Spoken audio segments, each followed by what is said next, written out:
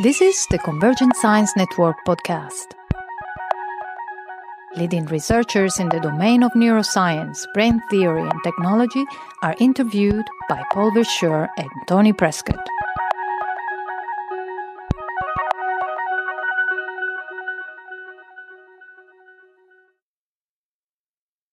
This is Paul Verschure with the Convergent Science Network, and I'm here with Tony Prescott and our guest Sten Grillner.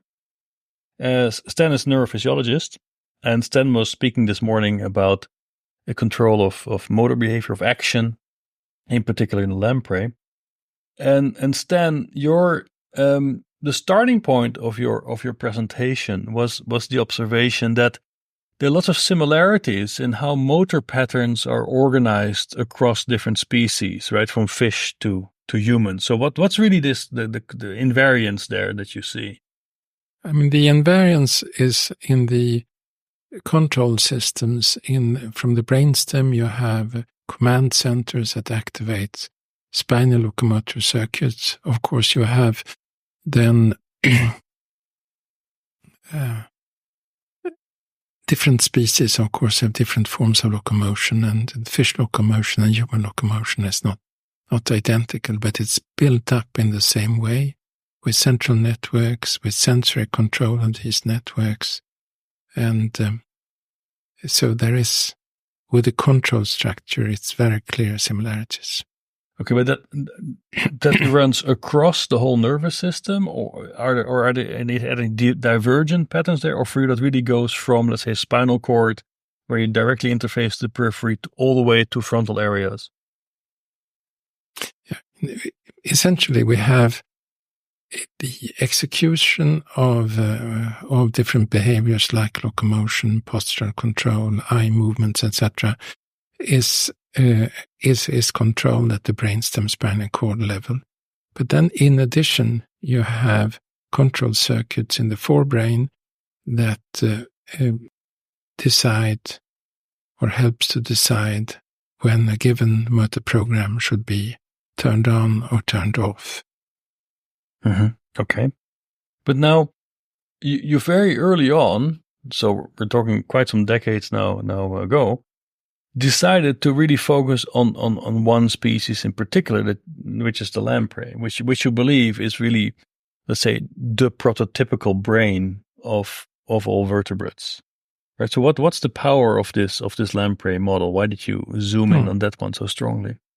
Well, I mean, the history before that is that we were interested in mammals, in the basic design of the locomotor control system, and there we showed that you can activate the spinal cord motor centers from the brainstem in a well-conserved command center. In the spinal cord, we have the networks that coordinate the different movements, and we could and they can do so without any sensory input. On the other hand, we showed that when a sensory input is present, it can help regulate the locomotor movement in a very good way. So that was the starting point when I like to go further and understand not only that we have a network in the spinal cord, but the intrinsic mechanism that is are responsible for this. And I did not think that was reachable in a mammal at the time. So that's why I selected to go to as simple a vertebrate as possible, but still a vertebrate with the same basic design of the nervous system. And so that's when we opted for the lamprey for several reasons. What other options did you have at the time? I was thinking about the Amphioxus as one possibility. I actually started and we did some work on elasmobranchs, the dogfish, and showed that you have sensory generation there and you have sensory feedback and so forth. But also the elasmobranch spinal cord was not very useful, so that's why we opted for the lamprey. I looked on the Amphioxus also, but the Amphioxus is the spinal cord is only 50 microns in dimension, and at the time I didn't think this was possible to use experimentally. Mm-hmm. Would you consider going back to Amphioxus now and seeing how many of the conserved traits that you see in the jawless fish are also present? Are there techniques there now to do that? Well, in my next life, I would like to do that. But now, did you ever regret that early choice for lamprey? Did you ever think like, oh no, this was actually a mistake? No, I have always thought it was a very good choice at the time. If I would have had to do it today with all the tools that there are in the zebrafish, Mm-hmm. I mean, the zebrafish would have been probably a choice for me, because you have all the different tools Mm-hmm. with the GDF-marked subtypes of neurons, etc.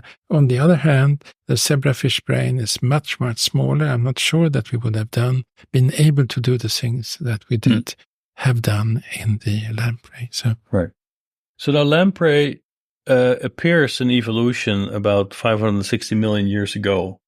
So at the beginning of the Cambrian explosion.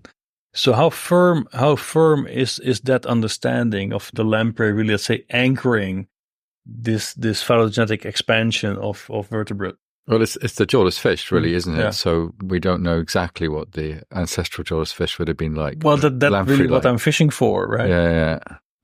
I mean, one has fossil records, and the claim is that it is quite conserved, but of course, over 560 million years, a few things may have happened. Mm-hmm.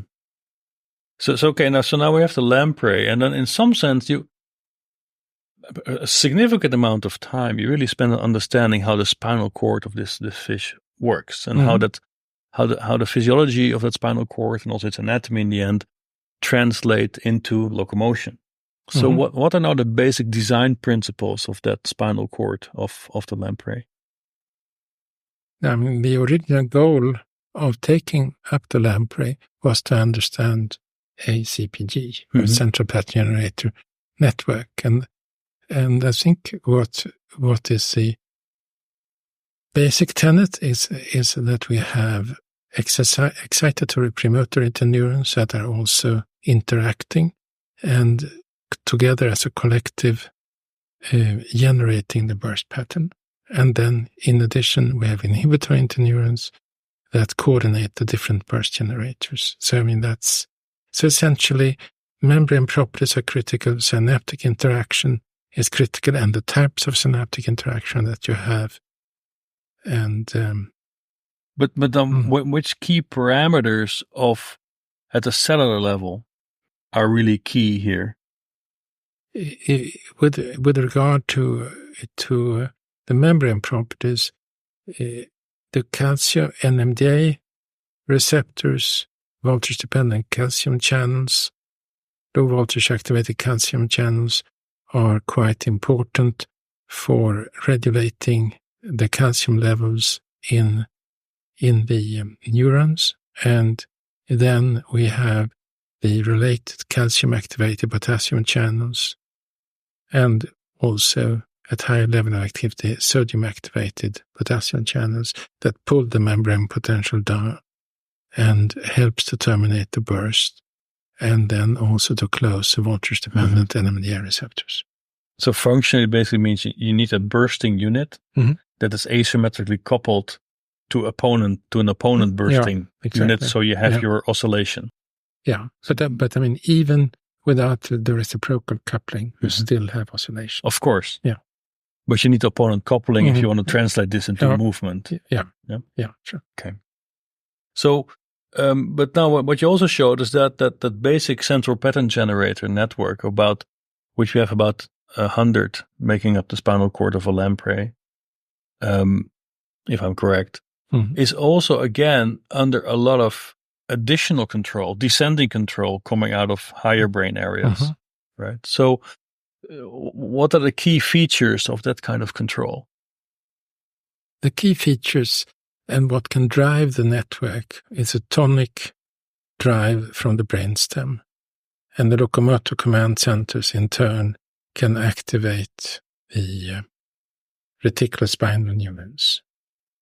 So that is sufficient. So you elevate the excitability of the spinal cord via rather unspecific activation of excitatory and inhibitory interneurons. The same reticulospinal can activate both excitatory, inhibitory, and motor neurons, but the overall excitation increases.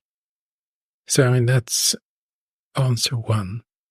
Answer two is that in addition, we actually have a feedback from the headwards, so the segments that are rather close to the head, which feeds into the reticulospinal neurons.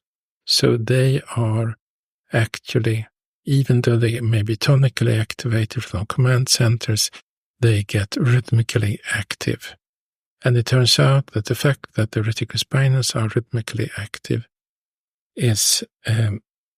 provides a stronger excitation of the more rostral segments and more tonic of the remaining.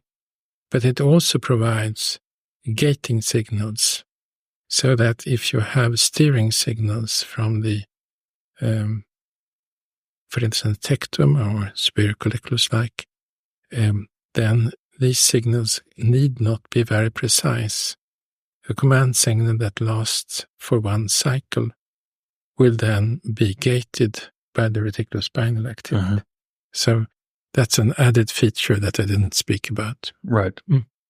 And another added feature that you did speak about, though, is also the role of, if you want, the embodiment itself of the spinal cord, right? There's also a dense coupling with the periphery through the stretch receptors in the body of the spinal, of the lamprey. So how does that body itself contribute to, in the end, the very smooth sinusoidal movements that you have to generate to get swimming? Yeah, and and you can have well-coordinated swimming movements without any sensory feedback. But with the sensory feedback, you get a compensation for any perturbation, which helps then the animal to handle unexpected perturbations, like when swimming in a brook and being moved in different directions. There are also additional, actually, the edge cells have somewhat different power in different parts of the body. But if you would take a spinal cord out of the body and you would activate it, would it also swim? Only the spinal cord. I mean, the spinal cord would generate the rhythmic activity. The spinal cord itself would not swim. No, right, but what are the minimum components of the muscles that you have to retain to get swimming movement of this body? Okay, so we are asking how much muscle should be retained in order to have movement. Yeah, I don't know. I mean, essentially, I can not answer that directly. What I can say is that during slow swimming, you have primarily the slow motor units activated, and that's sufficient to activate the locomotor movement. But Now, why this is interesting is that, for instance, if you look at the modeling of behavior, there's quite a discussion now on the very intricate coupling of nervous system control and the specific biomechanics that it's actuating, right? And that's also, if you take the body of this lamprey, it's not that this spinal cord is really deciding exactly on the positions of different body segments, right? It also depends again on the bending and the forces that this body is exposed to generate the movement. So it was for that reason I was asking about a more decomposed lamprey and how well that would still function. So, Sten, you mentioned slow swimming, and I guess the lamprey can swim at different speeds. Can it locomote in different modes, or is everything a variant on the basic pattern? I mean, when it swims forward, it's essentially the same pattern, but I mean, the frequency of oscillations, the burst frequency can go from 0.3, 0.4 hertz up to 10 hertz. So I mean, it's a considerable range. And what happens then is that you recruit more and more motor neurons in order to achieve these alternating movements. So in terms of vertebrate locomotion pattern generation, it's almost the simplest kind, because whereas land mammals will have different gaits, the lamprey will have a basic swimming pattern, and then it can do that at different speeds, and I guess it can turn by different amounts. But it can turn, and it can swim backwards. Right, okay, yeah. Can it roll? Would it do that? Yes, it is rolling, particularly if you lesion one vestibular apparatus. Mm-hmm. Okay. No, but I mean, what is interesting, I mean, we haven't talked at all about the control of body orientation, but we've done experiment now quite some time ago, where the lamprey corrects itself, and we have looked on detailed on that connectivity. But then you have the different reticulospinal nuclei, the anterior, the middle, and the posterior, and the mesencephalic, and they are activated, maximally activated at different angle, one at 45 degree, another at 90 degree. The anterior rhombocephalic reticular nucleus is activated maximally when the lamprey is upside down. Mm-hmm. So, I mean, there's a selective control of body orientation, and you also have that biased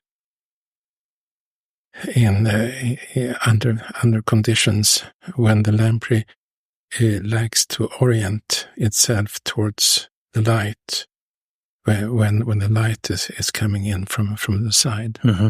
Right. So now you've analyzed in great detail the spinal cord, and now we know roughly how this animal can swim. Mm-hmm. And it's a very robust system. Mm-hmm. And now, in order to validate your understanding, you also built a very detailed model of this lamprey spinal cord. Yeah. Right. So was it like a 1-to-1 copy of a biological spinal cord? I mean, what we have done, probably not a 1-to-1 copy, but we have simulated in this later large simulation from 2009. We have simulated the excitatory interneurons with the variability in cellular properties and size that you have. So in each segment, we have that variability introduced. So, I mean, it's a fairly close copy. And the ambition is that each each population of cells should be as close as possible to the natural counterpart. Mm-hmm. And it turns out that it's very important that we have the variability in each pool of interneurons, because that makes for a much more stable motor pattern. Because with a different sensitivity of the neurons, some neurons in the population are recruited first, and then you have a progressive recruitment and a progressive de-recruitment. And that makes for a much more stable activity. Mm-hmm. So the variability is not an accident; it's built into the system. So, in what properties, what cellular properties do you find this variability? I mean, it's overall size, so the input resistance, but it is also the size of the sort of the calcium dependent potassium channels. We also vary different cellular properties, plus minus 15% or so. So that is roughly the range in which you will find this variability. Yeah. And you identified it first in these simulations, or you already had seen that in your biological preparation? In that case, we had seen that in the biological preparation, and we introduced that, but we could also then show that without that, the system didn't perform well. With the variability, you have a much more stable motor activity. Okay. So then what were the main lessons that you extracted from this system level model and this highly detailed and constrained model? I mean, one thing was clear, the variability. And I mean, we could also explore things that if we modified the particularly the spike frequency adaptations through calcium-dependent potassium channels. It's important. We could also simulate the effect of 5HT on the network,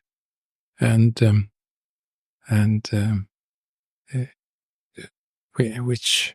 Yeah, but it seems that the model sort of like confirmed your understanding of the system, but it didn't necessarily generate a new insight, did it? I think, the simulations, the segmental simulations that we did quite long time ago, that certainly gave a lot of insights to new experiments and so forth. So, there we had a close interaction. The insights that we got with these larger system simulations were also related to the control and forward and backward. I spoke a little bit about that. The fact that if you have this huge network with 10,000 neurons, and it's sufficient that you tinker a little bit with about 5-10% of the network, and then you can modify the pattern of activity entirely in the entire network. It was something that we had not predicted.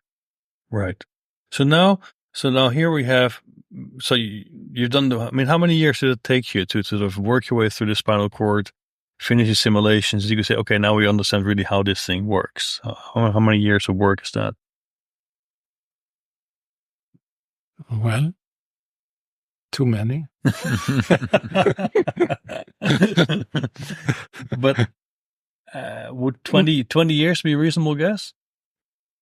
Of course, during this period, we have, the first was that you had rhythmic activity, and then the definition of the local excitatory interneurons, and we could approximately understand that. And then we had the intersegmental, and in parallel, we have had the work on the brainstem and the control of body orientation. So we have added on things that we did not think about before. If you take the basics of the first question that I had, what in the hell, how does burst generation occur in the spinal cord? Sort of, which was the reason why I went from mammals to the lamprey. That took probably 5 years or something like that. Since we had a reasonable understanding on that, we have perfected on that. But then you have the intersegmental forward-backward sensory control, how that is integrated, the posture control at the brainstem level, and now with the basal ganglia addition and tactile and eye movement. It keeps on going, right? Yeah, there's a few things left to do. Yeah.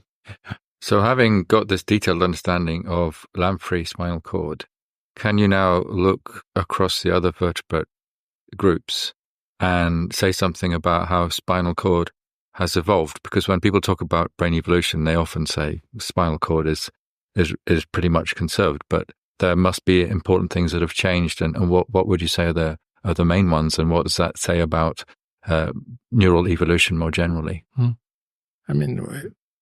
Essentially, of course, what has happened, the lamprey does not have paired fins, so it's essentially the trunk. Then you have the evolution of paired fins, first in elasmobranchs, where the fins are used mostly for posture control and steering.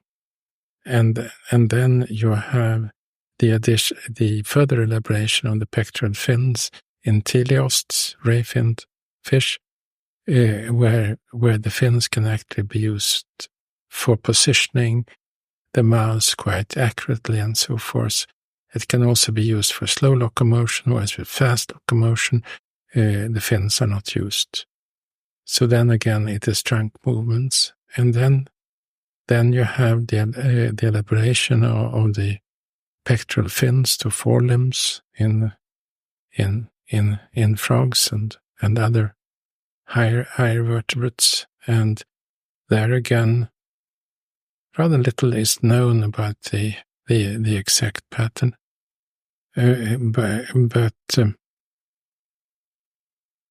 But in a salamander, that it swims in a lamprey-like way, and that has been done in simulations also.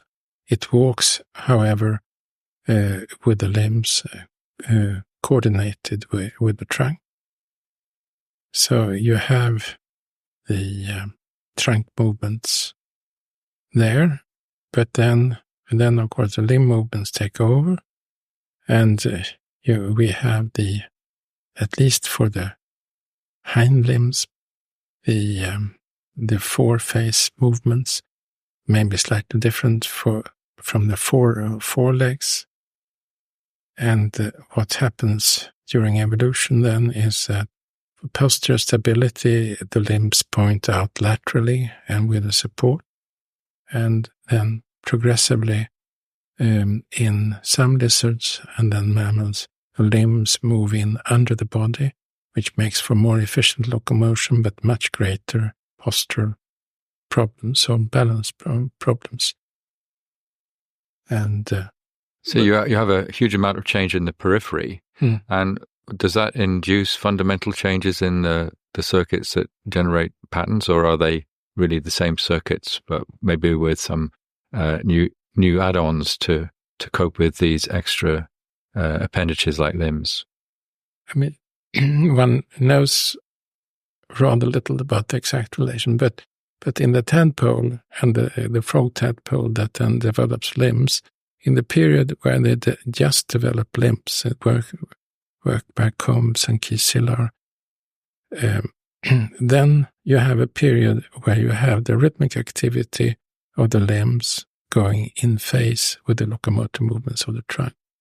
And then you get a phase where they sometimes are in phase and sometimes are independent, and then they become independent. And it has been argued that it's probably a group of interneurons that are gradually parceled out to control the limb that are maybe initially part of that. And it's also a possibility that you have the dorsal and the ventral part of the myotome related to extensors and flexors. But Sten, the consequence of this seems to be that you're saying, well, the periphery shows many changes, but in this local organization, the spinal cord, not many modifications are found. No. I mean, if you have new populations that are singled out from the older population that become independent, or at least correlated with the other, it tells you possibly that it's the same. Well, it seems to be the same group of interneuron genetically, the V2A interneurons, but that they are singled out. So you have a large population, and then you single out some that become independent, and you have essentially 4 different patterns of motor activity, at least for the hind limb. But there is a qualitative change, right? If we go from lamprey, salamander to, let's say, humans, in our case, it's much more transient control, right? You can change posture, and then you fix it. It's static. Well, if you're lamprey, okay, either you do nothing or you're oscillating, right? So it would suggest. I mean, you correct body orientation very actively also. Okay, fine, yeah. But still, everything you do is in oscillatory mode, and also how it transduces to the periphery is in an oscillatory fashion. But in our case, we would have an oscillatory substrate, our spinal cord, while my movement control is much more transient. Right? I have change, and then I fix my posture. It would be very annoying if I would be oscillating here with my arms around you while we're speaking. So wouldn't that suggest that there must be an additional layer of control superimposed on that design template of the lamprey? I'm not. As humans, of course, we are walking around, we are stopping, and we can stand, and we can lie, and we can stand on our head. So we have a flexibility, but and even when standing, we tend to oscillate a little bit, actually, maintain stability. So I'm not convinced that there is a fundamental difference there. Okay. I mean, essentially, Well, look, as you know, in the literature, people would talk about how a spinal cord is organized around force fields, and that in that sense, you can get a form of kinematic control because you can now guide limbs to defined positions in space, exploiting an oscillatory dynamic. But that would mean that the whole control system itself has sort of changed in character. So that's a little bit what I'm searching for, whether you find any evidence for that. If you just look at your understanding of spinal cord lamprey and how it would generalize to other vertebrates and mammals. I mean, the force field experiments are interesting, but they are complicated in interpretation. Okay. So look, so we know now how the lamprey spinal cord works. You've modeled it. You understand roughly, or actually in great detail, how every segment does its job, how the different cells contribute to this. And now you want to make a jump forward and say, okay, let's now see how. And so you could think about this is like a piano, right? Because you have these central pattern generators that can make you move forward, backwards. You can change body orientation. You can change speed by pushing discrete buttons. You can push these discrete pattern generators. And then you move one step up in the system to say, okay, how is this now controlled? And with that, you start to look at basal ganglia, right? So how do you see these structures really relate? The output, both nigra reticulata and globus pallidus project to the brainstem level. You have direct projections, the locomotor command center. You have direct projections to tectum, superior colliculus. The output targets directly the efferents of the tectum, and they target the soma level. So you have a very powerful inhibition there. Whereas the visual input, it comes on more peripheral dendrite.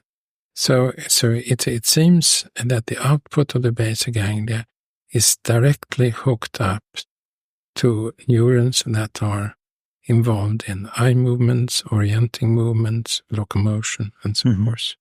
And these would be then the neurons, the brainstem neurons that were nuclei that in turn interface to your spinal cord. Well, to the reticulospinal neurons and then the spinal cord, to the target. So we would have two layers in between still, two stages if you want. Yeah. Okay. Is it possible that those brainstem systems which are talking down to the spinal cord might have a reorganization to the extent that rather than talking directly to bits of motor plan and, say, controlling speed or direction, they are organizing elements of behavior? So that in the brainstem already, you might somehow some integration whereby activation of a brainstem nuclei could generate a pattern behavior across the whole body. Or would you say that kind of coordination is going up to the forebrain, to the basal ganglia? No, I mean, essentially, the different reticulospinal nuclei are specialized in that they target different groups of motor neurons or probably different groups of interneurons.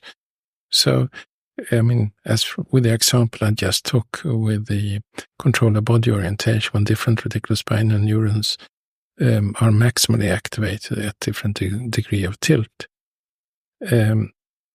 So I think it's well possible that you elicit locomotion, but you can elicit locomotion with a bias for the dorsal part of the myotome, which would mean swimming upwards, or with a bias for the motor neurons that swim, the ventral motor neurons that will swim towards the side, and an asymmetric activation of them, which would not be produced by the locomotor command region, but superimposed on that would lead to a turning movement in one direction or the other.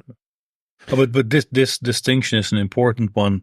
Certainly, if we look at in more detail the overall model that you present of how basal ganglia controls behavior. So maybe for now in the discussion, good really anchor this point, right? That anatomically, from the nigra and globus pallidus, we have 2 stages of processing before we hit spinal cord, and then we can. I mean, we have the locomotor command region, and then a massive activation of the different reticulospinals, which they do, would probably result in forward locomotion. But then you can have other inputs to the reticulospinal from tectum, for instance, that would be able to bias the activity. For instance, yes. Okay. But in a system that I know a bit better, sort of the rat brain, you would have areas in the brain stem, the midbrain, spaces like the periaqueductal gray, where you organize intact behaviors, or certainly components of intact behavior. So, for example, freezing, which would be a whole body activity, and you could get that by stimulating an appropriate place in the periaqueductal gray. So, but maybe this is a difference from the lamprey. I mean, maybe there is a more direct talking from the lamprey to the basic pattern generator. I mean, periaqueductal gray is a very interesting structure. I mean, in cats, you can activate different parts of the periaqueductal gray, and you get hissing sounds, or you get meowing, whatever that should be. I would say that, and maybe also freezing. So I mean, and I think in birds you can get warning calls and so forth. So you get a mix of different parts of escape freezing behavior from this area. In the lamprey, we know nothing about that, but the very fact that we have the medial habenula projecting to the interpeduncular nucleus, that in most other species project to the area of the periaqueductal gray, it certainly does that in zebrafish, would suggest that maybe it's there. But then for the discussion, maybe what's good? I mean, I don't think anyone ever observed a lamprey meowing. That's what I'm told. But now they're underwater, so that might not help. But it may be different sounds. Exactly. Yeah. But the key point being, already if you go to rodent or we go to cat, the behavioral repertoire might be actually significantly more extended. No, of course. I mean, right? I mean, what we've been saying all along is that the advantage of the lamprey has been that it has a very limited behavior repertoire. And what happens during evolution is always that you add more and more sophisticated mechanisms to interact.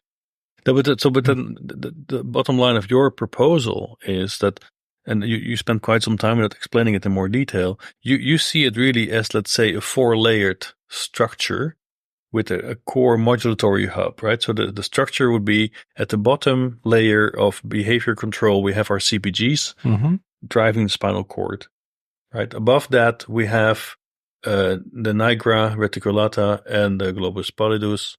Then that's interfaced to the striatum, and the striatum in turn gets inputs from the cortex. And then across these layers, these top 3 layers, we have the thalamus that is on the one hand presenting excitatory inputs to the uppermost layers, cortex striatum, and receiving an inhibitory input also from the pallidus and the nigra. This is roughly the architectural scheme that you present. I mean, you did not. I mean, I think between the CPGs, of course, you have the locomotor command centers and and so forth. I didn't think you mentioned them. I didn't mention them because I think in your scheme they don't really perform any further transformations, because the guiding control signals come straight out of the nigra and the pallidus. And there's no further modulation by these motor nuclei. They are straight control signals for your CPGs, if I understood it correctly. Yeah, I mean, they are. MLR is then to the different reticulospinals that then activate this. The thing is, however, that the reticulospinals are not only used for the MLR. They are also used in the posture control. They are also used by tectum for the steering signals, orienting signals, and perhaps more important, evasive signals that you rather avoid to bump into. Okay, but then it's more like a divergence of signaling. I mean, that it is transforming anything. It's like a hub, right? It sends a collateral to the tectum, let's say, as an example. Yeah. No, I mean, what you have essentially is then nigra reticulata, MLR, reticulospinals, and the CPG. At the level of the reticulospinals, you have interference with a number of different other control signals that can modulate that signal, modify the signal very significantly. Okay. But then what you emphasized, this was not an element you emphasized very much this morning, right? What we focused on more was this basal ganglia structure and its modulation or its control of action. You only gave me 90 minutes. Yeah, I know. We were very stingy with that. But you can compensate now. So, but the point is then what you also what you spent quite some time on explaining and even more time on investigating in the lab is to show that the basal ganglia of the lamprey is again a template of a vertebrate basal ganglia, and that the main pathways, like your direct and indirect, the go/no-go pathways, can also be found in that structure. So why was that so important to establish that? Yeah, I mean, what was the goal of taking up the basal ganglia was first to investigate, to try to investigate the mechanism by which the different motor programs in the brainstem are controlled, and so then we took up the basal ganglia, and my expectation as we started this was it would probably be a much simpler, perhaps something like the direct pathway and so forth. But as we explored it, and we found that we have absolutely all elements, which probably means that this circuit has been proven to be a useful control circuit for controlling specific patterns of behavior, and that this circuit has been so useful so that it has not been modified significantly during evolution. And what has happened is instead of modifying the circuit, one has created modules controlling each pattern of behavior. And as our behavior repertoire has become progressively more complex, we have added more units. Okay, but then that's our current interpretation. Sure, but then how do you interpret the functional relevance of the direct and indirect distinction? Yeah, and it's still. The direct pathway would be implied in releasing a behavior. And why do we have an indirect pathway? It has recently been shown by Rui Costa, for instance, that you may have activation of the direct, indirect in parallel. On the other hand, what is equally evident, and that's how he interprets it, I understand, that if you initiate a pattern of behavior, you have to see to that the other patterns of behavior do not occur. I mean, you cannot turn right and left at the same time. You could think that could be arranged at the lower level also, but I mean, it's very clear that if you initiate something, you have to see to that other patterns of behavior are not initiated. Okay. Yeah, I think the work that you've done in basal ganglia has been really useful for researchers looking at mammalian basal ganglia. So since the mid-90s, I've been working with Peter Redgrave and Kevin Gurney developing models of basal ganglia. And certainly when we looked at the evolutionary literature at that point, we thought, well, yes, there may have been a direct pathway in the first vertebrates, but perhaps that's it. And our models were based on the mammalian circuitry, which turns out to be not too different from the circuitry that you describe. Now, in mammals, we also see a pattern where these circuits, like you say, are repeated, and across different domains of the basal ganglia, as you go from dorsal to ventral, there are some significant differences. And also people have proposed that you might separate those into a motor domain, an associative domain, and a limbic domain. And people have described possibly a spiral going down through these different domains, whereby one might be modulating another area. Now, I'm wondering, is or maybe there's no answer for this yet, but is the lamprey basal ganglia most similar to the dorsal striatum, i.e. the motor domain, or is there any evidence there might be different domains that are modulating each other there too? Currently, we cannot say to what degree it's more the dorsal and the ventral striatum, but one would think at least it's a very clear motor aspect to the control. But one knows in rodent that activation of the ventral striatum can lead to locomotion channels through MLR. So it's difficult to say. I think it's. But of course, from the perspective where you are entering this discussion, which is pure motor oriented, in some sense, these more ventral striatal aspects would actually not have a function, because what you want to control are in the end these CPGs driving behavior.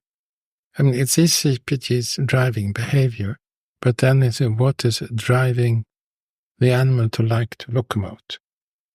It may even be the other way around, that your basal ganglia in lamprey is more like ventral, because your decision there is stay or go, run, eat, these kinds of things. And in the mammal, you have so many more effector systems. Maybe you need more basal ganglia domains in order to allow you to organize movement of different effector systems. Right. Whereas in the lamprey, you really only have a mouth and a swimming tail. Well, this is indeed, you could speculate that. Another argument would be to say, well, basal ganglia co-evolved very much with cortex to sort of balance the memory systems of the cortex that are very inselective, right? To become more selective. And in that sense, you would have these dual pathways dealing with, say, value and action and sensory modalities and so on. But from this pure motor perspective, if you look at that structure from a spinal cord perspective, these are aspects you actually don't deal with, because this is not a selection problem for spinal cord. So one challenge I see for what Sten is proposing, we could say, well, maybe Sten, maybe you're barking up the wrong tree, because the spinal cord is, if you want, sort of the slave of all these higher systems, while the function of a higher system like basal ganglia is not so much to do that action selection issue at a level that's relevant to a spinal cord, right? That's a selection among CPGs you could solve in a fairly straightforward way without having to rely on this really complex machinery of a basal ganglia. Is it so complex? Well, if you look at the different transmitter systems used, the connectivity, it's not a straightforward system, right? I mean, the spinal cord has more transmitters and more receptors. Yeah. Mm-hmm. No, but how would you deal with that challenge? You could say, well, look, this co-evolved with cortex. Basal ganglia is part of a sequencing system that helps decision making, that helps to implement behavioral strategies, but it doesn't assist you so much in really executing a specific behavioral pattern. For that, we have very powerful brainstem systems like the central gray or systems you might find in the reticular formation. But you need coordination among the different movements. So I think you need a coordinated effort that decides in a given situation which motor program should be called upon. Okay. I think you can push too far that it co-evolved with cortex, and it's definitely deeply integrated with subcortical structures, and it scales with cortex, but cortex grows faster. And the interpretation might just be that the more cortex you have, the more filters you need for the input to the basal ganglia. Yeah, but that's fair enough. But I do feel that Sten now shifted the argument a little bit, because in the original proposition, it's that we have the central pattern generators, and in order to just select which one I'm going to push, I need my basal ganglia, right? But if you now talk about coordination, you talk about behavioral patterns and a behavioral pattern. Of course, the next step, you need to have the basal ganglia to select between the different motor programs, but the basal ganglia needs to have an input that makes it appropriate to select one or the other.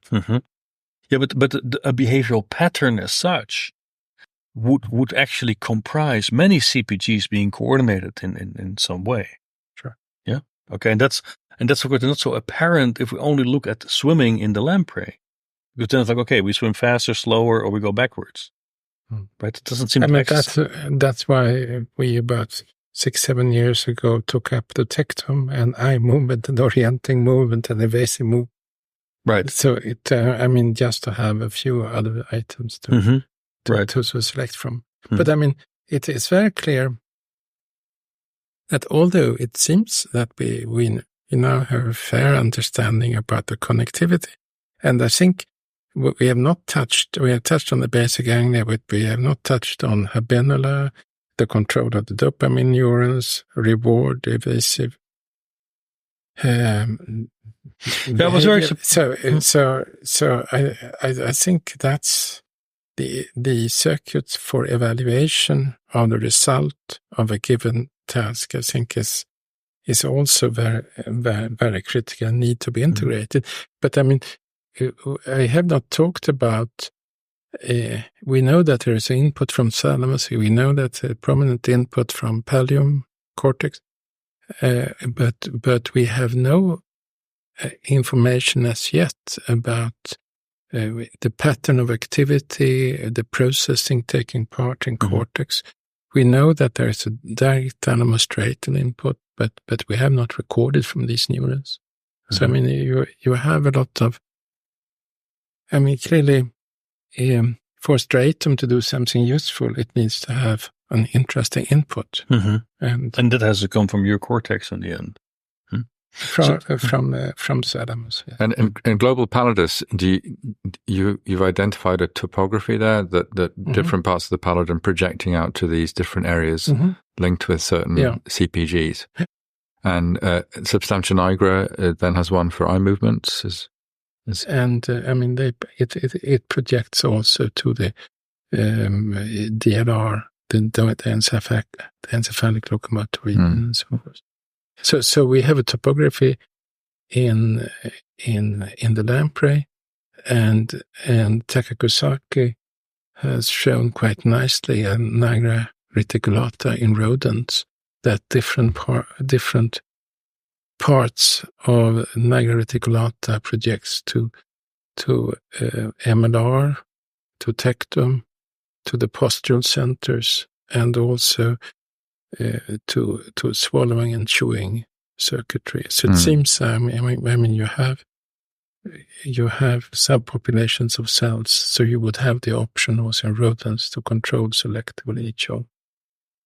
So we earlier talked about this distinction between a dorsal ventral striatum, and where you would in your ventral striatum have also more evaluation of states. But what you emphasized very much for that in your presentation was this habenula, which you saw as playing a key role in this lamprey brain, in the valuation of states. So why do you bring that now in this discussion on the architecture of action control? It's not only in the lamprey. Hikosaka and others have identified habenula several years ago. Malenka had a large article in Nature about recording dopamine neurons and the input from habenula. We published habenula in 2011, I think, first, and we have a paper just now coming out on that also. But what was striking then is that one very important earlier missing link has been what is controlling the dopamine neurons. Peter Redgrave has worked on that, but and you have the pedunculopontine, but now the habenula comes in as a very important structure, it seems, from work in primates and rodents, and then we have shown that we have the same control, the same sort of projections. What I did not mention is the lateral habenula controls dopamine neurons, but there is a separate population within the lateral habenula that projects to 5-HT neurons and a separate that projects to histamine neurons. Mm-hmm. So we have all these three as separate populations. And then what we have shown now, I mean, it was, Kosaka showed in primate that some of the globus pallidus neurons projected to pallidum. What we have shown here that is that we have a separate glutamatergic nucleus that projects. Moreover, we have one subcompartment of striatum, the striosomes, that project to this glutamatergic globus pallidus subbendular projecting neurons, which is and the striosomes are important in that they also project to dopamine neurons directly. And these neurons are also having input from pallium onto them. It's known from in primates or rodents that pallium or cortex can activate the lateral habenula neurons. But we have shown, at least in our prep then, that we have direct projections to this globus pallidus habenula projecting some population. So I mean, evaluation of behavior, the success of behavior, or threatening thing and so forth. I mean, this is, I think, the absolutely critical part in any motor system. Sure. But would you argue that the habenula should be considered an additional nucleus of the basal ganglia? I don't care. Okay. No, it means more that it's an integrated component. It is definitely an integrated component. And I mean, one starts now to understand the different inputs that you have to the dopamine neurons. And I mean, it's so central for both motor performance and for... Okay, but that means in the lamprey discussion, the key significance was, I guess, for you to again show, look, this lamprey basal ganglia extended structure is fully consistent with what we find in mammals. And I mean, we have some things that have been elaborated, but which has not yet been shown in mammals. Right, okay.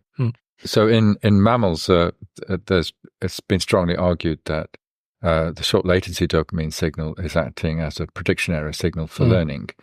And is your idea that maybe in conjunction with the habenula, that a similar sort of system is going to exist in the lamprey? I would think so, but you're not there yet in terms of being able to confirm that. Or? I heard a result that in a meeting last week where Rui Costa from Lisbon showed that he was recording dopamine neurons in the behaving mouse, I think, and what he found was very consistently that whenever the lamprey, the rat or mouse started to run, there was a short blip of dopamine neuron activity preceding the onset of locomotion. I mean, that probably, I would think, is a signal that interacts together with other signals, input to striatum and thalamus. But I mean, it's still quite interesting. And in that context, one may also say that old experiments in rats, I think, showed that injection of dopamine into the ventral striatum led to locomotor activity. But then following up on the encoding of prediction error in some form by dopamine and an effect on plasticity, does it mean lampreys can show operant conditioning? I would think so, but it has not been shown. Okay, but that might be a relevant experiment to try, I guess. Are you going to do that? Someday, probably. Okay. Can we quickly touch on the pallium? So you mentioned in your talk, but you didn't expound on the possibility of the hyperdirect pathway from cortex I mean, what we have shown, there is a small area of the ventrolateral pallium which can be stimulated, and when you stimulate that, you can elicit both movements of the mouse, and it's a small area, and we think there's a selectivity between different parts, but it's still work in progress. We can elicit locomotor activity, we can elicit orienting behavior. So it's a discrete pallial area. And when we inject dye into this area, then we have anterograde fibers in stratum, in the subthalamic nucleus, and in tectum. So I mean, we have the hyperdirect pathway. So, I mean, the important part of our models was to have that projection from cortex, not just to striatum, but also to the subthalamic nucleus, STN, so that you can get the balance of excitation and inhibition. And so there's evidence that might be there in the first vertebrates. Yeah, no, it's very clear, not yet published, but very, very clear evidence. So now so at the core of the discussion, and sort of the spinal cord, this notion of a central pattern generator, rhythmic activity. We find rhythmic activity in many parts of the brain, at the local and global levels.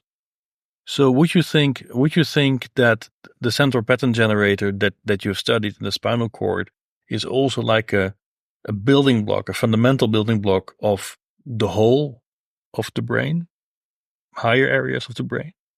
Or do you see them really as qualitatively different?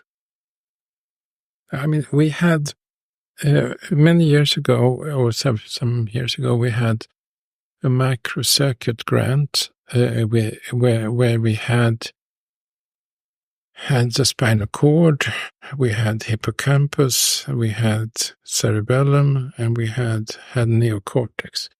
And the intention there was to look at similarities between these circuits.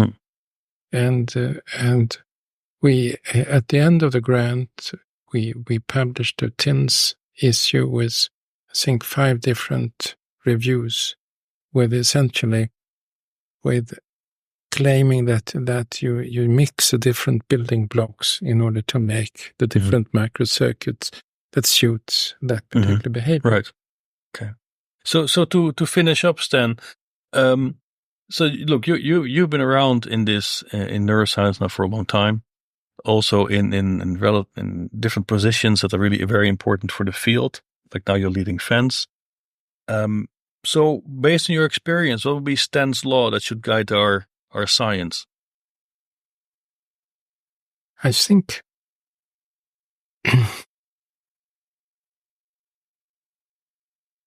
the most important for any researcher is to try to identify what she or he thinks is important and try to do that well.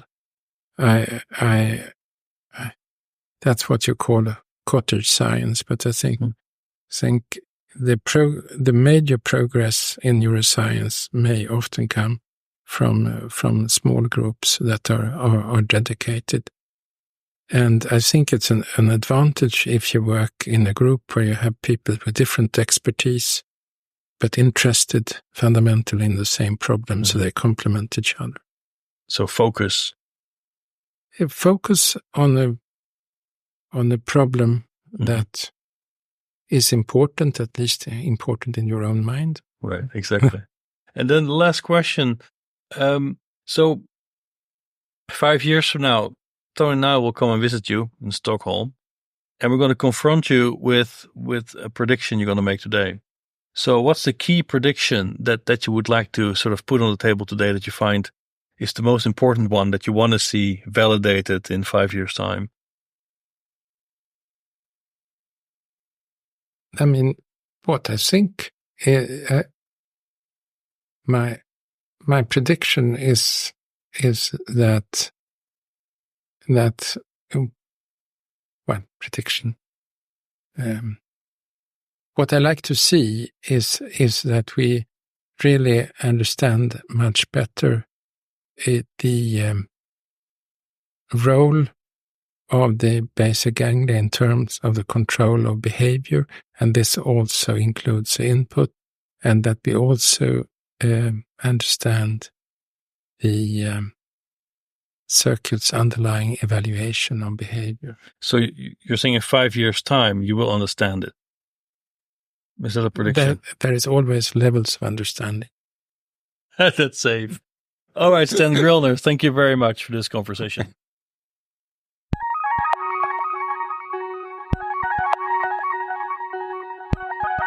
The CSN podcast was produced by the Convergent Science Network of Biomimetics and Biohybrid Systems, a project funded by the European 7th Research Framework Programme. For more interviews, recorded lectures, or upcoming conferences in the field of biomimetics and biohybrid systems, go to csnnetwork.eu. And thank you for listening.